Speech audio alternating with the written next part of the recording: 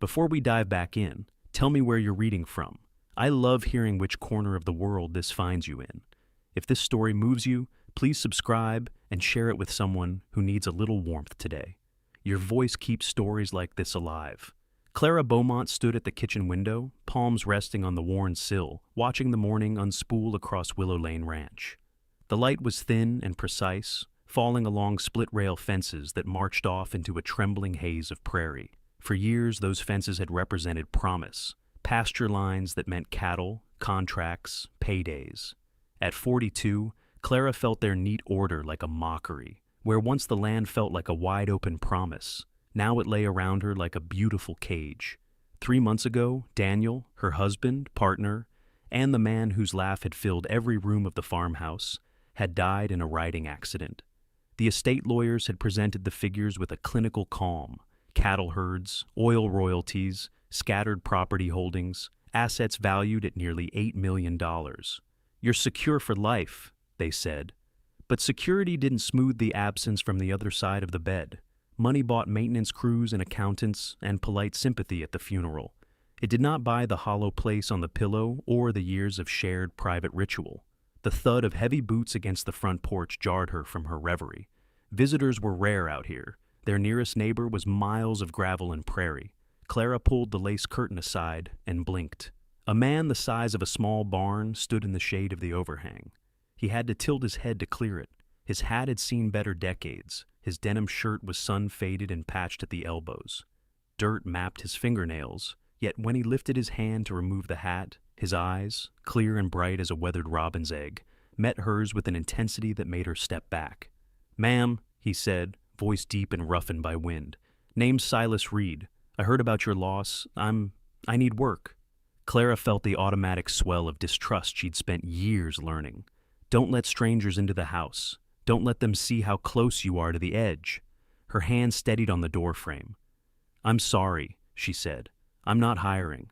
"I'm not asking for charity," he replied, as if he had rehearsed the line. "Just a chance. I can mend fences, check water lines, push a heifer where she needs to go. I'm clean, I don't drink. I'll sleep in the bunkhouse. Half pay, I'll prove myself." There was a hesitation that flattered Clara and alarmed her in equal measure. Here was a man large enough to lift her into his arms without realizing his own strength, and yet his shoulders hunched not with arrogance, but with a kind of tired humility. For reasons she couldn't quantify, his plea landed in her chest like a small, vivid stone. "Where have you been? Sleeping?" she asked instead of slamming the door. "In my truck most nights, sometimes a shelter in town when it's bad." His jaw tightened. "I lost the job up in Dawson when the rancher's place closed. Been plenty of interviews, none that led anywhere."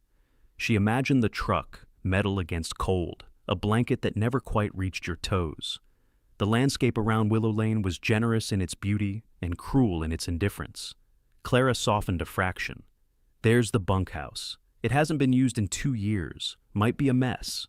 Silas, his name felt like gravel and rain, bowed his head and managed something that passed for relief. "Thank you, ma'am. You won't regret it." He did not regret it. Over the next week, Silas moved through Willowlane like a force made to fit a missing place. He fixed the busted water pump with a patience Clara had spent months lacking. He mended 3 sagging fence runs without complaint. He caroused a newborn calf by the light of a lantern after a night of wind that tested the rafters. Watching him work, Clara felt an odd combination of practical gratitude and private disturbance. There was a rhythm to his motion. Huge hands, careful touch, that made her think of things she had not permitted herself to imagine since Daniel's funeral. She found herself looking for him in the ordinary parts of the day. The sight of his broad back at the hay bale knot, the way the sweat clung dark to the denim across his shoulders. Small, intimate scenes that should have been unremarkable became private windows she kept slipping through. The stirrings were disquieting. Guilt clawed at her. 3 months into widowhood, to notice the set of a stranger's jaw as if cataloging him for a new life felt like betrayal. And yet, when Silas laughed, a low, surprised thing at some small miscue, Clara's chest felt a lightness it hadn't known in seasons. One evening, over supper on the bunkhouse porch, Clara learned more. Silas ate with a concentration born of hunger and habit, telling her, between bites, that he'd been in foster care from the age of 12 after his parents died in a car crash. "You don't get to collect reasons," he said. "You get to do the work. That's how my folks raised me, if they'd been around. I've been bounced around, never had a roof I could call home." "Why did the Dawson place let you go?" Clara asked when his jaw tightened at the question. He rubbed his forearm, the movement small against the dark. "There was an incident. Nothing illegal, just looked bad. Rancher's wife accused me of things, said I'd made advances. I didn't. She kissed me one night in the tack room. I refused. Her husband came in, saw us. He got angry, took it out on me." He shrugged, bitter and weary. When you're 6'7" and your hands look capable, folks decide on the story before you open your mouth. Clara saw it then in a new light. A man judged for his size before, for his character. A man carrying a ledger of other people's conclusions. The revelation loosened something inside her that had been knotted since Daniel's death. Not attraction exactly, but a fierce compassion that shifted into something warmer the more she saw Silas tend the land. He treated the place with an almost reverent practicality that made her think he had been taught to honor the tasks themselves. The first time the house felt genuinely less empty, Clara noticed without warning that she no longer flinched from small domestic sounds, the kettle's whistle, the rustle of boots on floorboards. Silas's presence filled corners she had been allowing to gather dust. At night, she slept better, knowing someone would wake at odd hours if a cow found its way into the garden or if a pipe burst. He did not talk about the headlines or the lawyers. Instead, he spoke of small things. Which pasture held the sweet grass in April, where the barn cat preferred to nap, the exact pitch of the wind that meant a storm would come overnight. And then, late one rainy afternoon, he said something that made everything she'd been trying to keep in its place topple. The bunkhouse roof had been leaking. Silas came in sodden, hair plastered to the side of his head, and when he reached for the kitchen towel, she had a sudden, impulsive urge to press it into his hands. He hesitated. "I can't sleep out there tonight," she said, before she could catalog propriety. "You'll catch your death." He looked at her, rain catching like shot glass beads in his eyelashes.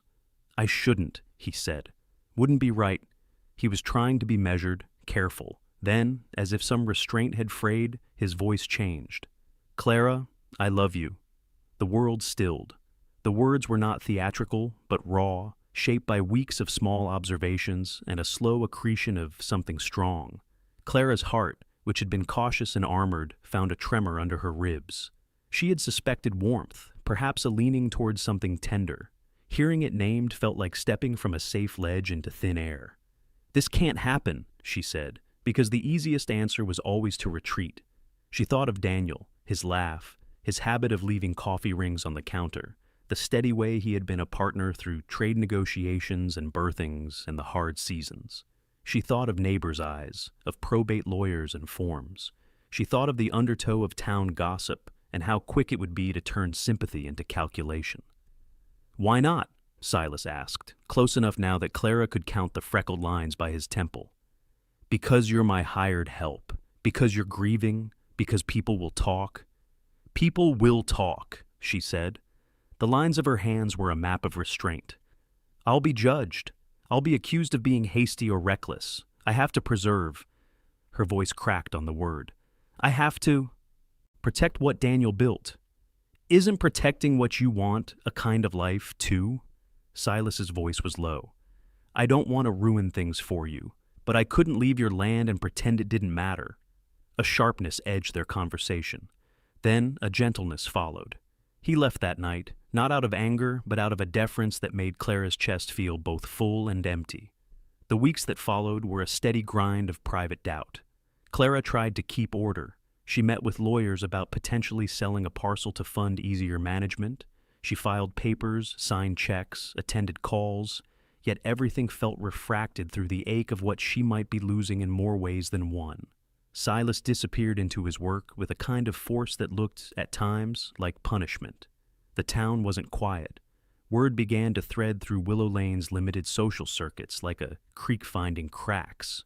People made the inevitable assumptions. A wealthy widow, a handsome giant hired hand, stories embroidered faster than facts. Clara felt the prying edges mostly in the form of stilted greetings that carried a new, metallic tone. Some turned their heads in her direction with pity, others with quiet judgment. Her sister-in-law arrived one Saturday like a storm front carrying teeth. Ivy Davenport had always been sharp-tongued, the kind of woman who catalogued appearances and then arranged her opinions like fine porcelain. She found Clara in the kitchen, hands stained with flour from a batch of bread that Clara rarely admitted to making anymore. Ivy's mouth flattened. "Who is he?" she asked, peering out the window where Silas wrestled with a bulky gatepost. "My ranch hand," Clara said thinly, because time had worn her politeness like an old coat. "He's been helping." Ivy's eyes narrowed. "Where did you find him? Does he have references? Have you run a background check? For the sake of appearances, you should be careful. A widow like you, people won't understand." It was the end of the sentence that lodged like a splinter. "People won't understand," Ivy repeated. "They'll say terrible things." The words carried the smell of coaxing control. Clara thought of Daniel's careful respectability, the way the estate had been managed with almost military precision. She felt the tug to conform to the story that had been set out for her. She walked to the bunkhouse that evening with a heaviness that made her feet drag. Silas opened the door, his face lit, then clouded at the purpose of her visit. They sat on two worn chairs. The furnace hummed and the smell of oil and biscuits clung to the air. "People are talking," she said. No pretense. They think it's improper." "Let them talk," he said, but there was no heat in the words. "I won't do anything that puts you at risk." "I think it would be best if you found work elsewhere," she said. The sentence felt like a fissure. Saying it out loud made it real. For now, Silas's hand settled into himself like a fist made of reserve. He breathed in slow. "I understand," he said, "but I don't want to go. I can't." His voice broke, and for the first time, something raw and subversive rose inside him. "Marry me," he said. The words should have been a joke, a desperate flinging of a last card. But there was a kind of gravity in the way he knelt then, not a performance, but a surrender.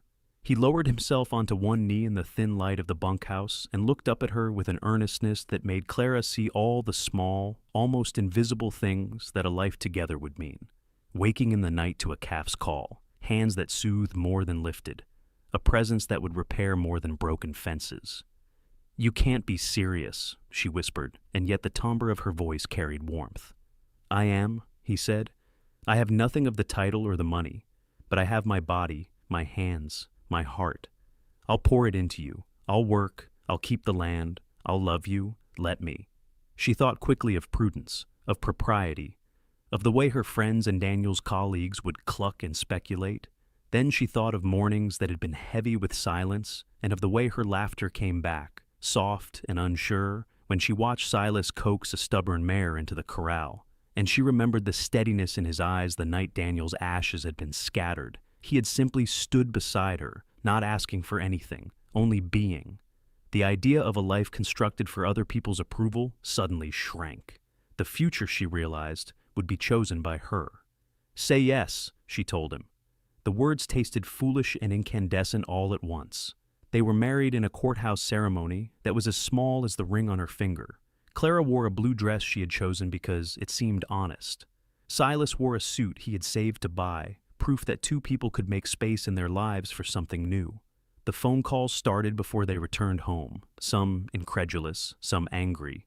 But each ring was a small test Clara met with a steadier heart. Ivy called more than once, outraged and then, slowly, softer. The neighbors adjusted their gait, people gossiped, and then, like weather, it moved on.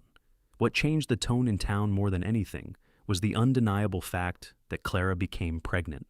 3 months after the courthouse, a faint line on a thin test made the world tilt. The discovery was made in the small bathroom off the master bedroom. When she brought Silas the proof, his reaction collapsed the last of her resistance into joy.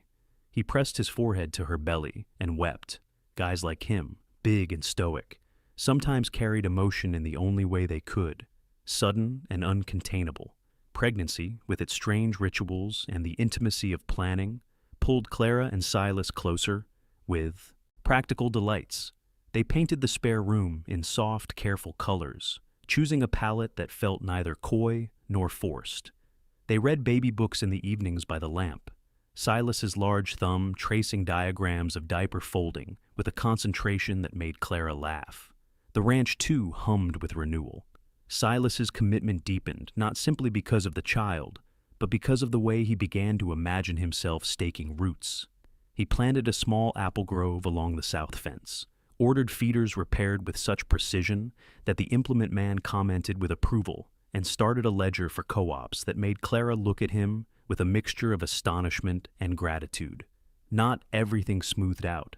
There were moments, sharp, quick, as when a council of shareholders or an old friend called to imply that Clara had been reckless.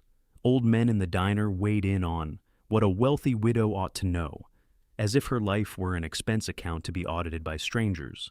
But these were small eddies. Clara found that objections felt thinner the more she lived into contentment. She learned to deflect with a wry patience and to hold her peace where necessary. Silas met every slight with uncharacteristic calm, his expression a protective slab of quiet. In private he would only say, "Let them talk. We have floors to mend." And somehow the practical world soothed the wounds gossip opened. When the first cold snap came that winter, it found them secure. Snow lay in muffling sheets over the pastures, and the house smelled of wood smoke and yeast. Silas carried a sleeping Clara to bed one night, careful and reverent, as if she were made of glass. In the morning, she would see his boot prints leading to the truck and feel a swell of gratitude as he climbed into the cold to check the herd. Loving this man in a way she hadn't expected, and finding in him a companion who not only bore her heart, but calibrated his life to sustain it. They learned to speak in the small language of intimacy. Names turned into private jokes. A particular way of stacking cups meant, "I'm listening." And sometimes, in a barn lit by a single lamp, they would allow themselves to forget the rest of the world and map the contours of each other like cartographers. The world outside would argue and puzzle. Inside Willowlane, there was the domestic miracle of two people choosing, day after day, to stand together. One evening, months later, when the baby kicked for the first time that Clara could feel distinctly, Silas laughed, an unguarded, surprised sound. He pressed his ear to her belly, as if to hear a secret hymn, and whispered, there you are, little thing." The sound of his voice, steady, tender, made Clara lean into him and breathe easier than she had in years. Wealth, she had learned in the long, strange fold of a single season, might set a house in order, but it could not put a heart right. Only presence did that. The habitual, unglamorous acts of showing up, of mending, of listening. Silas had arrived at her gate soaked and desperate. He had offered work and ultimately offered his life. In trade, he had asked for shelter. In return, he gave her a life. If this tale spoke to you, please tell me where you're reading from and share this with someone who loves a good comeback story. If you want more like this, subscribe, and I'll send another chapter of Clara and Silas's life, maybe their little one's first season on the ranch, or the time the orchard threatened to fail and the town had to come together. Your support helps keep these stories alive. They were not a perfect couple by any measure. They argued, missed cues, and sometimes the world's skepticism pricked like a briar. But they rebuilt a life with a steadier mortar, not just bricks of comfort, but the daily glue of small choices. In the quiet hours, after the chores and the calls and the unavoidable storms, Clara would lie awake and catalog the strange map of things she had thought she would never want again. A child's laugh, the tactile certainty of someone who would lift her when she could not lift herself. And she would say, under warm breath and a generous sky, "This is enough." Outside, the prairies breathed with the compressions of snowmelt and the cattle lowed against the dusk. A coyote called far off, and Silas tightened his arm around her. The stars, indifferent and countless, blinked on. Clara listened to the small music of the house, boots by the door, the soft clink of a spoon on a bowl, and thought of all the voices that had told her what a widow should be. She had rewritten the manual, page by quiet page, until the pattern of her life fit her hands. And if you like the story, if Clara and Silas moved something loose inside you, please subscribe, leave a comment, and tell me where you're tuning in from.